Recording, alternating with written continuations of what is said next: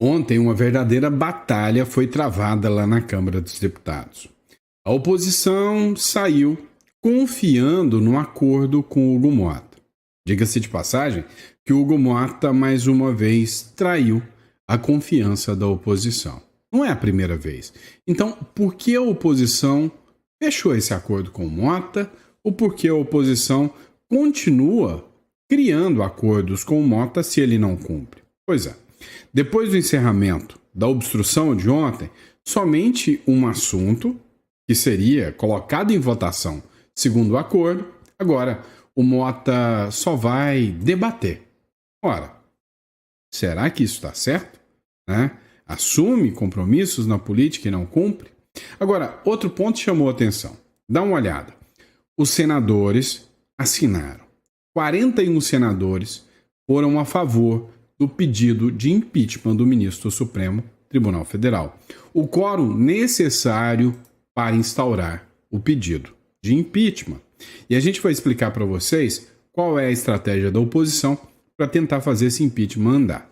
O próprio Davi Alcolumbre se manifestou sobre pautar o impeachment. Vem cá, pelo que você conhece do Davi Alcolumbre, vai pautar ou não vai pautar? Agora, no campo internacional, também está interessante o jogo.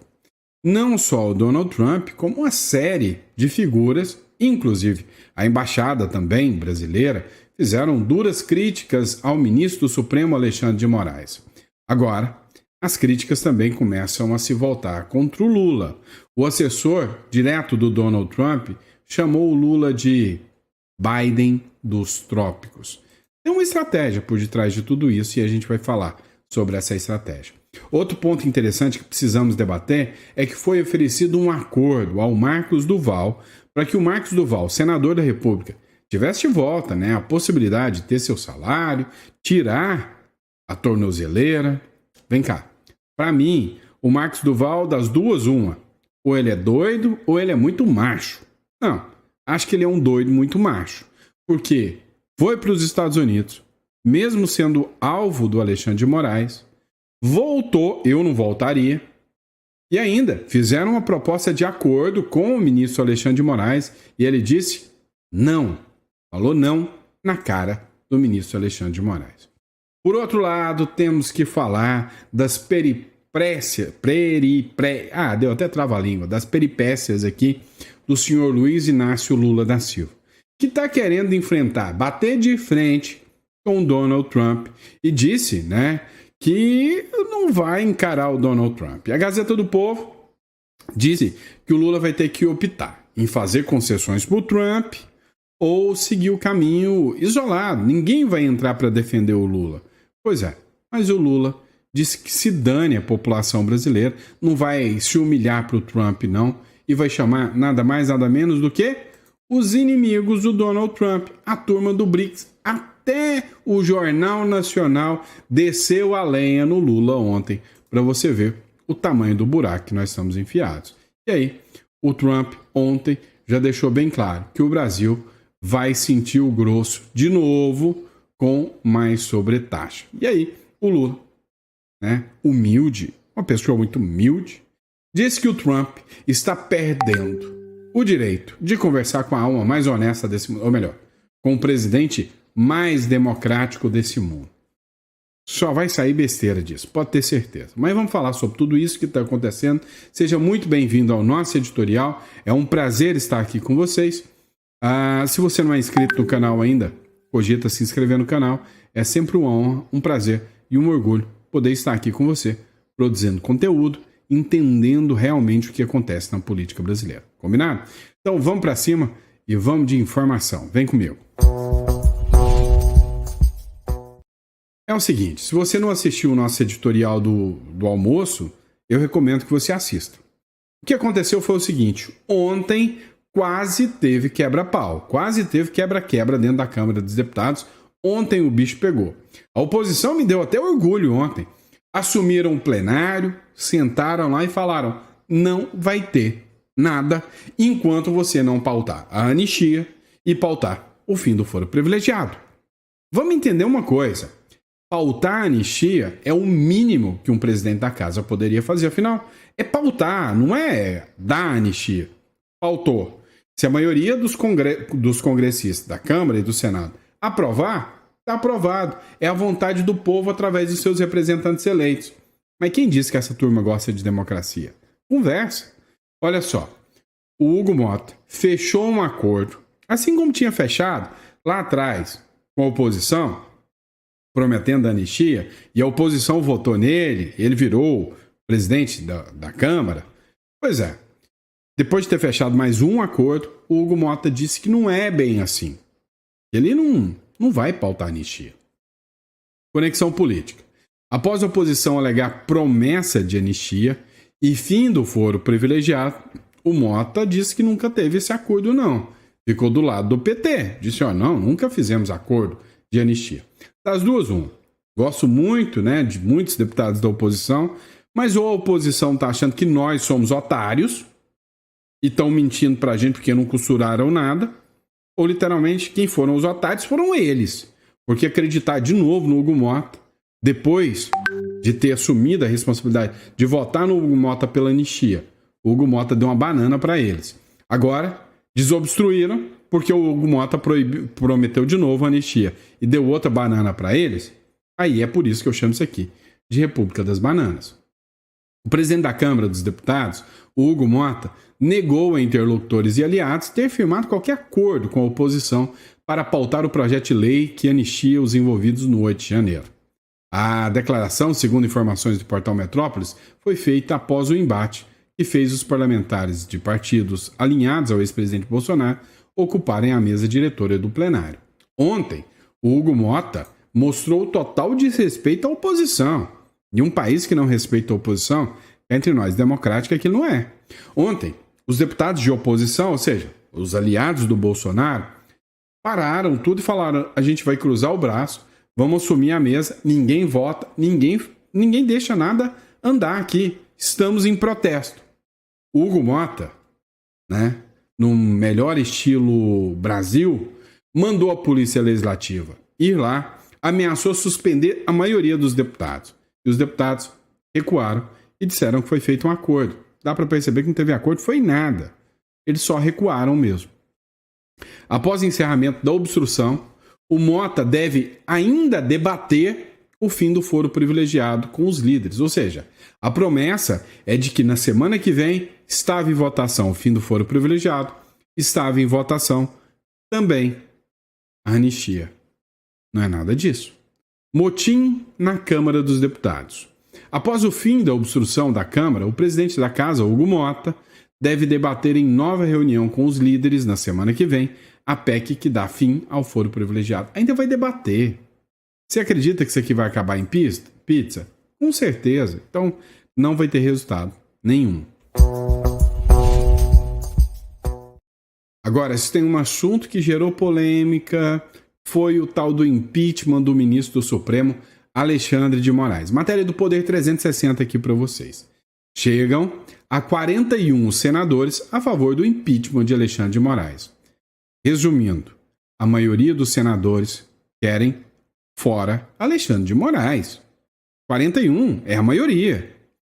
Leia a lista completa, apesar de grupo ser maioria no Senado, o Davi Alcolumbre diz que não vai pautar. E aí tem aqui, todos que assinaram, Alan Rick, Alessandro Vieira, ou seja, tem muitos aqui que assinaram sobre o impeachment do Alexandre de Moraes. A oposição ao governo do presidente Luiz Inácio Lula da Silva diz na manhã de quinta-feira que alcançou as 41 assinaturas de senadores para apresentar um pedido de impeachment do ministro do STF, Alexandre de Moraes. Segundo o senador Rogério Marinho, a última assinatura necessária foi do Laércio Oliveira, que é do PP de Sergipe.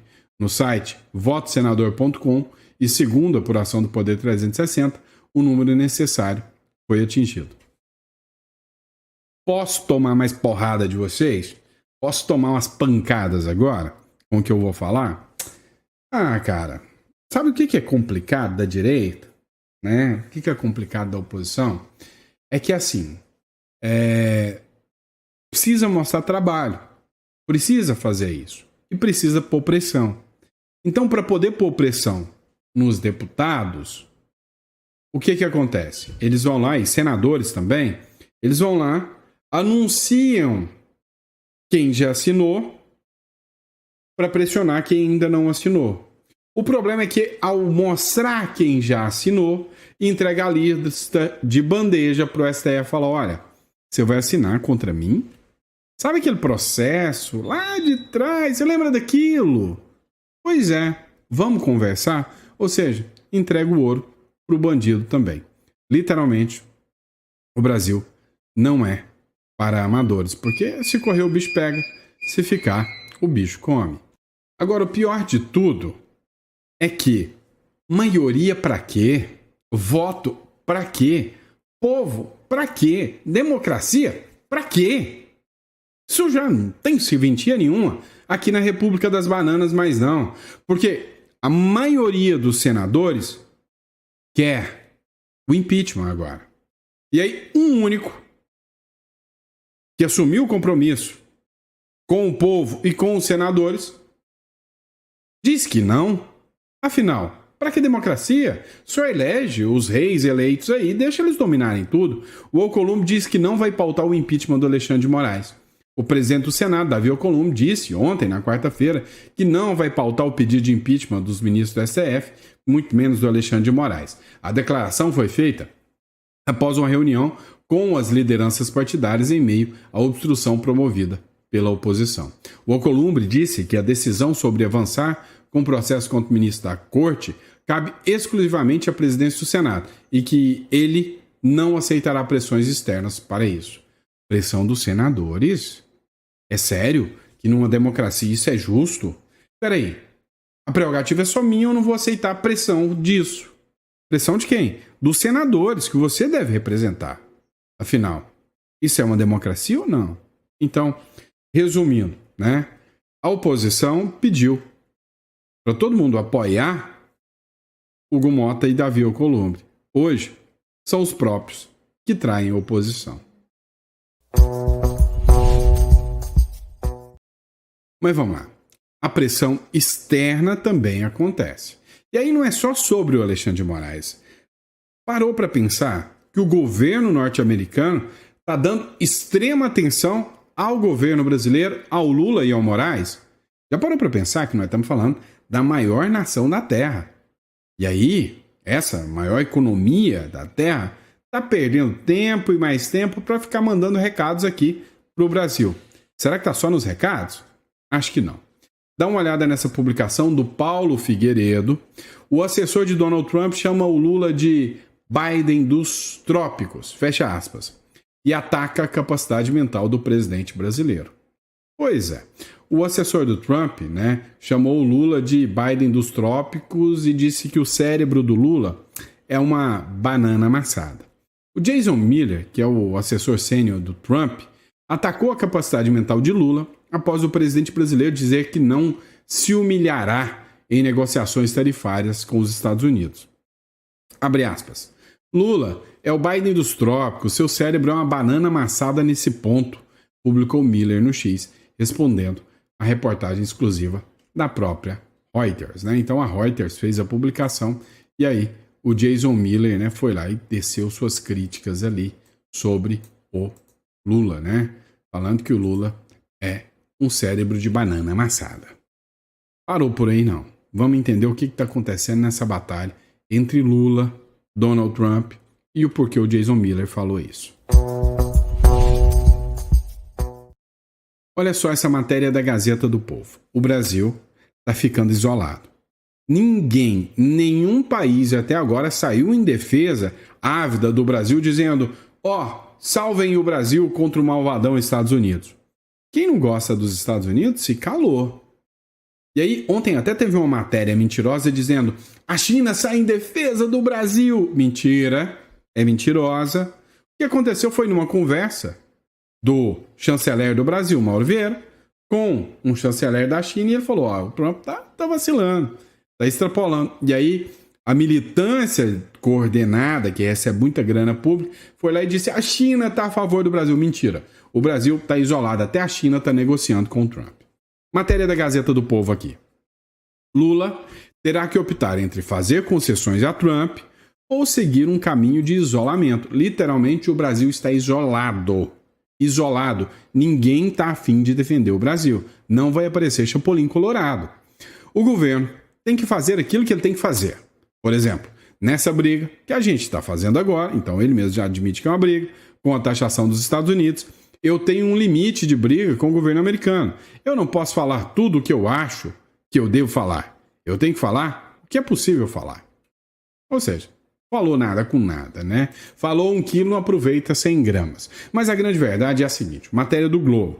O Lula disse que não vai se humilhar para Trump e vai convocar os BRICS para a resposta ao tarifaço. Ora.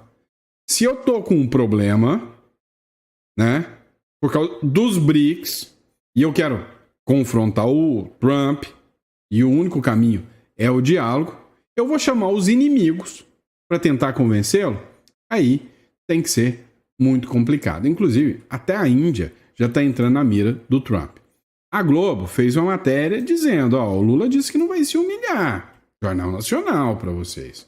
Mas, enfim, até os BRICS vai tomar pau do Trump. Hoje, em entrevista à agência de notícias Reuters, Lula repetiu que não está disposto a ligar para Trump. Eu não tenho por que ligar para o presidente Trump, porque nas cartas que ele mandou e nas decisões, ele não fala em nenhum momento em negociação. O que ele faz é nova de ameaças. E pode ter certeza de uma coisa, pode ter certeza. O dia que a minha intuição me disser que o Trump está disposto a conversar, eu não terei dúvida de ligar para ele. Resumindo, o comércio brasileiro está baseado na intuição do Lula. Tá de sacanagem, né? Nós estamos tudo ferrado, essa é a verdade. Agora, a matéria aqui mesmo, não vou colocar aqui mais para vocês, mas a matéria mesmo fala, né, que o Trump está disposto a sobretaxar o BRICS e que o BRICS é um dos grandes problemas do Brasil. Matéria do Globo, por exemplo. O Trump ameaça sobretaxar, abre aspas, qualquer outro país importador de óleo russo. Caso, adivinha? Do Brasil, da República das Bananas. Após impor tarifa adicional à Índia, membro do BRICS, ordem executiva assinada pelo presidente americano cria um adicional de 25% à Índia por compra do petróleo russo. Mas o governo promete punir outros países pelo mesmo motivo. Então tá, nós já tomamos 50%. 50%. Podemos tomar mais 50% para variar. E aí, para que não paire dúvidas sobre o que o Jason Miller, sobre a sanidade da cabeça do Lula, né, que chamou ele do Biden dos trópicos, e sobre, né, a banana amassada, o Trump está perdendo a chance de conversar com o presidente mais democrático da América do Sul. É o do mundo, Lula. Que isso? É a alma mais honesta do mundo, o presidente mais democrático do mundo. É óbvio, né? Mais Biden do mundo.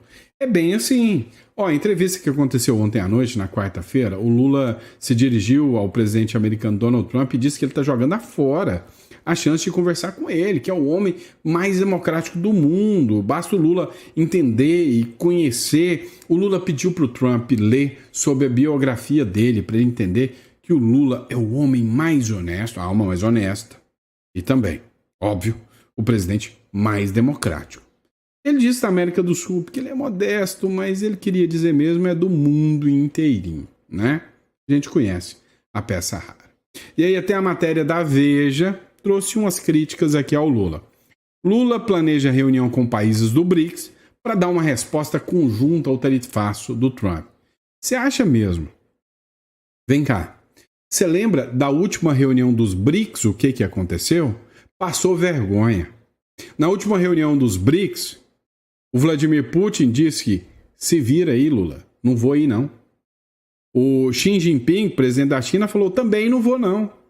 Sobrou, nem o presidente do Irã quis vir, sobrou um ou outro gato pingado ali. O único de maior relevância, um pouquinho, foi o Narendra Modi, que é o presidente da Índia, e que tomou 25% na lata do Donald Trump. Então, você acha que o Lula vai resolver? O presidente brasileiro disse que não vai se humilhar em ligação para o Trump sobre o tarifaço. Já o Trump aumenta para 50% a tarifa para a Índia por compra de petróleo russo e prometeu aumentar mais 25% para outros países, como por exemplo o Brasil. O Brasil está morrendo de medo de sanções, né, sobre países que importam fertilizantes da Rússia. Cerca de 31% dos insumos do Brasil vem da Rússia. Então, deu para você entender o seguinte: nós estamos no mato sem cachorro. O Trump já mandou 50% de tarifa para os Estados Unidos. A gente comprava um monte de coisa da Rússia. O Trump falou: se vocês comprarem da Rússia, eu vou aumentar as tarifas. A OTAN falou: se vocês continuarem comprando da Rússia, eu vou aumentar as tarifas. Ou seja, o Brasil está ficando isolado no comércio exterior. E aí, eu tenho que ser sacana, né? De novo. Lembra da matéria do Jamil Chad? Quem é meu seguidor antigo sabe o que eu estou falando.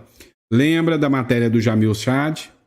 Dizendo que era necessário sabotar o Bolsonaro, porque ele envergonhava o Brasil no campo internacional. Ele falava que os diplomatas do Itamaraty sabotavam o Bolsonaro. Pois é, engraçado, né? O Jamil Chad obteve a informação de que os diplomatas brasileiros sabotavam o governo brasileiro e o STF não fez nada. Agora, nem precisa sabotar o Brasil, porque o Lula já está afundando o Brasil no chiqueiro, né, na lama, no marasmo. E os caras não precisam nem fazer nada, né? Agora vamos lá. O Lula ampliou a importação de diesel russo pouquinho, só em 6.000%. A Índia tomou na lata 25% e nem ampliou 6.000% a compra do petróleo russo. Já o Brasil ampliou em 6.000%. Então, resumindo, literalmente, o Brasil vai tomar mais sanção ainda dos Estados Unidos. Vamos lá. Tem mais uma matéria. Resuma para mim Marcos Duval em uma palavra. Eu gosto dele, cara. Eu gosto do Marcos Duval. Sempre gostei, né, das publicações do Marcos Duval. Eu acompanhava o Marcos Duval desde a época da SWAT lá. Vou te falar uma coisa. Para mim, eu acho ele doido. E corajoso demais. Doido porque fez umas coisas meio malucas também. Vamos ser sinceros. Negócio de pendrive, sei lá o quê. Mas assim, o mais doido dele é voltar para o Brasil. Cara, isso aqui não é mais uma democracia que você possa ter tranquilidade de ser um parlamentar aqui no Brasil, não. O cara foi para os Estados Unidos, teve a chance de dar a linha, voltou. É corajoso. E aí teve que pôr tornozeleira, entre outras coisas. Chamaram ele para um acordo. Matéria do Paulo Capelli. Rejeito acordo feito com o STF para tirar a tornozeleira, disse o Marcos Duval. O pessoal do STF quis fazer um acordo, porque esse negócio do Marcos Duval tá pegando feio demais. Essas sanções do Alexandre de Moraes contra o Marcos Duval não só violam os direitos democráticos de um senador eleito, afinal ele foi eleito, ele tem o direito de exercer sua função, e por causa de uma briga, uma rixa com o ministro do STF, ele foi retirado do seu direito de exercer o seu mandato. Ninguém trabalha de graça, nem relógio. Então, tirou a prerrogativa constitucional e democrática de uma pessoa eleita pelo povo exercer o seu mandato. Que coisa mais antidemocrática do que isso? Agora, e violação de direitos humanos? Todo mundo aqui sabe que tem um mínimo, né? Do soldo, do salário, da comida que você pode ter. Não é? É o mínimo. Então, vamos entender um pouquinho, tá? O cara zerou todo o salário. Marcos Duval vai viver de quê? Tirou todas as contas dele. O cara vai viver de quê? Peraí. Se eu estou trabalhando no Senado, e aí lá no Senado, eu não tenho mais salário nenhum. Eu vou morrer de fome. Eu não tenho mais verba de gabinete. Eu vou morrer de fome. Se você não vê violações dos direitos humanos nisso, das duas, uma. Ou você nunca estudou direito, você nunca ouviu falar de direito, de direitos humanos, ou você é só um bruto de um mau caráter mesmo. Não tem outro caminho. É simples assim. Mas vamos lá. O que foi o acordo? o Marcos Duval disse o seguinte, abre aspas, tá? Querem que eu aceite um acordo para deixar o mandato e no meu lugar assumir a minha suplente, que é de esquerda. Isso não vai acontecer. Nem eu e nem a oposição aceitamos esse acordo. Rejeito. O que queremos é que tirem as medidas cautelares impostas contra mim para não haver confronto institucional no Senado. Foi o que disse o Marcos Duval. Segundo o Marcos Duval, houve uma reunião entre o Davi Alcolumbre e o ministro Alexandre de Moraes, Edson Fachin e Luiz Roberto Barroso para encerrar a crise que se instalou com a implantação da tornozeleira do Marcos Duval. E aí o Marcos Duval disse que não aceita nenhum acordo com o ministro do Supremo, Alexandre de Moraes. E aí, você faria o mesmo ou você recuaria e aceitaria o acordo? Coloca no comentário pra gente. Pessoal, vamos lá, vamos entender isso aqui também. Ó. Lula. O STF não está dando a mínima para o que fala o Donald Trump. O presidente Lula afirmou que o Bolsonaro está sendo julgado com base nos autos e nas falas das pessoas que trabalharam com ele. Então, só com as falas, tá? O Lula está entregando aqui que o processo é fraudulento, porque é só com as falas, né? O presidente Lula disse nessa quarta-feira que os ataques do presidente dos Estados Unidos, Donald Trump, não afetam a atuação do Supremo Tribunal Federal. Abre aspas. A Suprema Corte, nossa, não está dando a mínima para o que fala o Trump e nem pode dar. Como a Suprema Corte americana não vai dar a mínima se eu estiver fazendo uma crítica a eles, declarou em entrevista a Reuters. Eu tenho concordado um ponto. A Suprema Corte está pouco se lixando para o Lula. O Lula não é um nada se comparado à força do Donald Trump no quesito impacto internacional. Vocês precisam entender que esse tipo de sanção é para quem pode, não para quem quer. Se você acha mesmo, né, vendo a patifaria que o Lula fez em relação a Cristina Kirchner, bandida corrupta lá da Argentina. O Lula foi para lá violar o judiciário da Argentina. O Lula fez cartinha a favor da bandida corrupta. Vamos falar do Peru também? Olha só, imagina lá, o Bolsonaro tem prisão domiciliar. O Trump manda uma equipe aqui dentro, resgata o Bolsonaro e leva de volta. Seria a gritaria, Estados Unidos violou a soberania do Brasil, meu Deus! Seria um bando de peito-pombo com a gritaria. Tô errado? Não. Agora o Trump foi lá, pegou uma corrupta, condenada, colocou dentro de um avião da FAB e trouxe de volta. Vem cá, você acha mesmo que se o Lula tivesse o poder do Trump, ele não ia mandar sanções à Argentina? Não ia mandar sanções ao Peru? Ele não ia fazer várias pressões em cima do judiciário desse país? Não faz, porque não pode. Então, resumindo, se o Trump está fazendo, é porque ele pode. E aí, para mandar uma aqui para vocês, para encerrar, olha, vamos falar sobre democracia, né? Sobre o Davi Alcolumbre. Nem com 81 assinaturas, pauta o impeachment de ministro do STF. Diz Alcolumbre, a livre deles partidários. Vem cá, isso aí tem potencial para ser um líder? Se nem todos os liderados pensarem diferente, ele não muda de assunto para defender um que vai contra os liderados. Olha o que aconteceu com o Marcos Duval. E aí, só para encerrar, apareceu um vídeo hoje, né, de um perfil que chama 196 Sonhos, tá? Sobre a Lituânia. Eu queria que você assistisse este vídeo aqui, tá? Dá uma olhada. Do you want Lithuania go back to communism?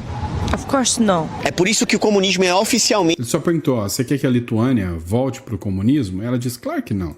proibido nesse país. O artigo 4 da República da Lituânia sobre reuniões públicas proíbe o comunismo e qualquer símbolo comunista. Foice, martelo, estrela vermelha de 5 pontas, imagem de Lenin, de Stalin ou qualquer outra coisa que lembre o regime soviético. Até porque a Lituânia foi invadida pela União Soviética de 1940 até 1990. Essa cidade aqui já foi controlada por um regime onde ter opinião era crime. Naquela época, as opiniões não eram através de rede social, porque não tinha. Mas quem discordava do governo ou fazia qualquer piadinha ia preso. Vários lituanos foram presos, deportados para a Sibéria para morar em labirintos chamados gulags, e a liberdade de expressão foi tomada dos lituanos. É por isso que hoje eles dão tanto valor a algo que aconteceu há décadas atrás. Tudo começou com a desculpa de proteger a sociedade, regular o discurso, evitar o ódio, combater a desinformação. Mas quem decidia o que era verdade ou não era quem estava no poder. Quando só uma opinião é permitida, todas as outras viram crime. Os lituanos aprenderam com a história. Hoje o país vive em paz. Você pode vir aqui e falar o que você quiser. Sim, existe liberdade de expressão. É por isso que é um dos países mais livres da Europa e você ainda encontra muita cultura e muitas tradições lituanas. Eles se recusam, inclusive, a falar a língua russa. Do you want Lithuania? Pois é, deu para entender? Olha, a minha opinião, perfeito, é isso mesmo.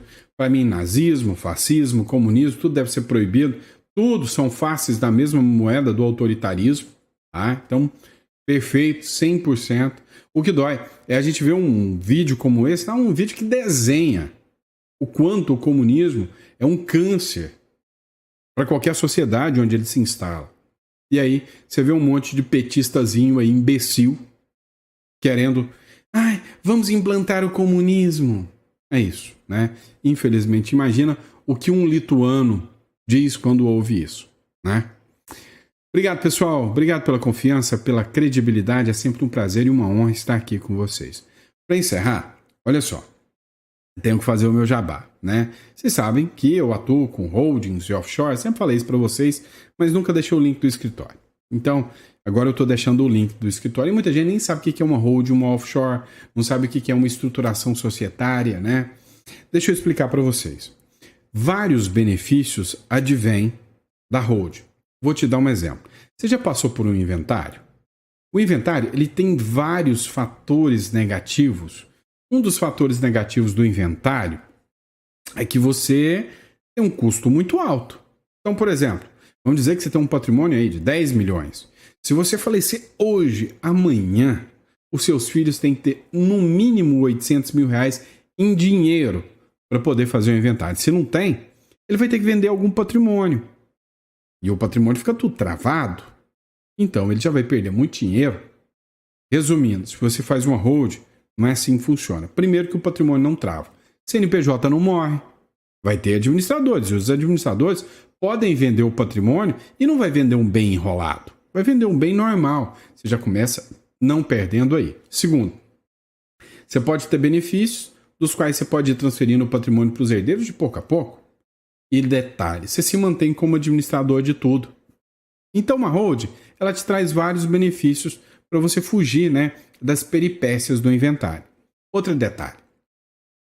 Briga, a brigaiada, a treta. Quem nunca teve aquele irmão ou aquele primo que nunca mais falou porque ele quis ficar com aquele bem ou outro? Quando você constitui uma holding, a holding é uma empresa onde você joga o patrimônio lá para dentro. Você faz o protocolo de família e o regimento interno dessa empresa. Então, fica tudo especificado. E, em vida, você, pai, vai passando tudo isso para os seus filhos para evitar brigas, para evitar confusão. E quando você falece, todas as regras suas de instituidor estão lá. Olha que coisa boa. Então, meu amigo, é assim que funciona, tá bom? Então, acredito que você que não conhece holding, eu vou estar sempre fazendo alguns conteúdos aqui e logo a gente vai montar um canal aqui só para explicar para você sobre isso, tá bom? E se isso é interessante para você, descrição, clica aqui na descrição e aí tem o campo para você falar sobre imigração, tem o campo para você falar sobre holding, tá? E aí você entra em contato ali, tá bom? Obrigado, meu amigo, minha amiga, fica com Deus. Manhã de manhã, se Papai do Céu permitir, eis-me aqui novamente para falar das mazelas da República da Banana e, detalhe, dessa nossa novela preferida, que a gente tá doido para ver o desfecho final disso. Eu sei que você tá doido para ver o final, mas tá com medo. Mas tá doido, mas tá com medo, tá bom? Obrigado, fica com Deus, pessoal.